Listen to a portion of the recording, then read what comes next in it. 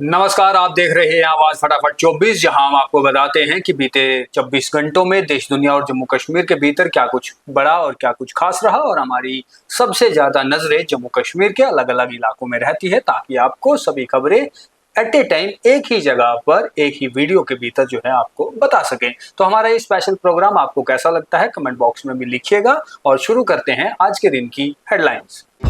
राजौरी के नौशहरा में एलओसी के पास रूटीन गश्त के दौरान माइन ब्लास्ट, एक जेसीओ समेत 4 जवान घायल। श्रीनगर में स्वच्छता और पर्यावरण को लेकर मुख्यमंत्री उमर अब्दुल्ला की बड़ी पहल, 2 सीवेज ट्रीटमेंट प्लान की रखी आधारशिला। लोगों ने उमर अब्दुल्ला को मैंडेट दिया, लेकिन उनके पास कोई विजन नहीं, बोले एमपी गुलाम अली। मंत्री सतीश शर्मा ने लोगों से एकजुट रहने की अपील, कहा कि मुहर्रम के लिए सबसे अच्छे इंतजाम सरकार ने किए हैं।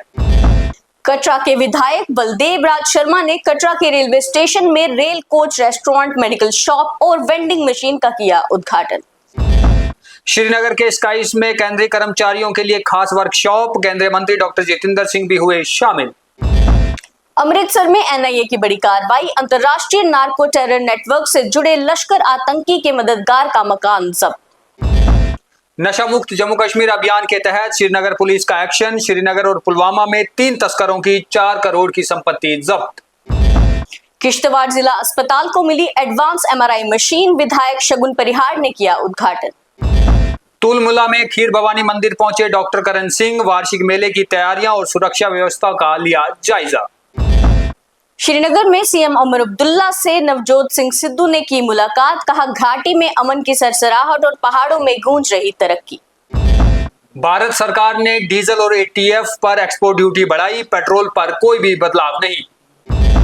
जम्मू प्रांत में नशा तस्करी के खिलाफ कार्रवाई में 700 से ज्यादा तस्कर गिरफ्तार, 45 करोड़ रुपए की संपत्ति अब तक कुर्क। जम्मू कश्मीर के राजौरी में नियमों के उल्लंघन पर डिप्टी कमिश्नर अभिषेक शर्मा ने 2 मेडिकल स्टोर के लाइसेंस सस्पेंड किए।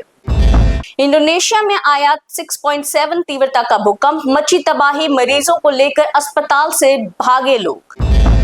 जम्मू में लोगों को गर्मी से मिली राहत, मौसम विभाग ने 18 और 19 जून तक तेज बारिश का अलर्ट जारी किया। तो ये थी अब तक की देश दुनिया और जम्मू कश्मीर की खास बड़ी खबरें। बाकी तमाम खबरों के लिए देखते रहे न्यूज़ 24 आवाज। जय हिंद।